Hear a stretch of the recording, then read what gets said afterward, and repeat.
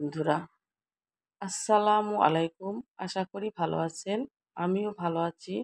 আজকে আমরা যে জিনিসটা শিখব সেটা হলো ১ থেকে ৪০ দিনের বাচ্চার চুল ফালানোর নিয়ম।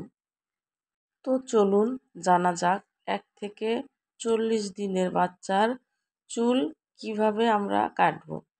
আমাদের অনেকেরই ধারণা এই বাচ্চার চুল একজন ইমামের দ্বারা ফালানো দরকার।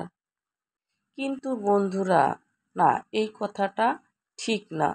১ থেকে ৪০ দিনের বাচ্চার চুল আমরা একজন ইমামকে দিয়েই যে ফেলাবো, এটা কোনো ধরাবাঁধা নিয়ম নেই। আমরা যে কোনো লোক এই চুল ফেলাইতে পারি, তাতে কোনো সমস্যা হবে না।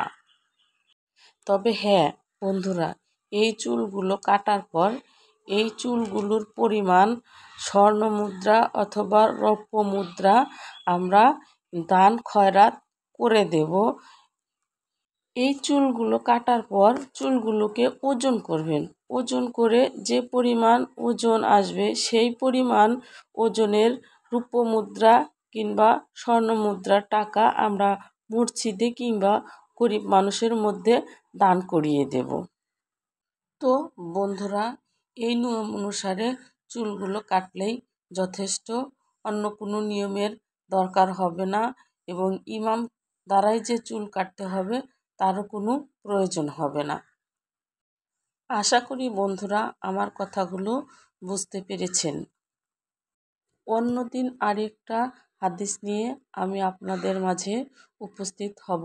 সে পর্যন্ত ভালো থাকবেন, সুস্থ থাকবেন। এই বলেই আমি আমার ভিডিও থেকে বিদায় নিচ্ছি। আসসালামু আলাইকুম ওয়া রাহমাতুল্লাহি ওয়া বারাকাতুহু।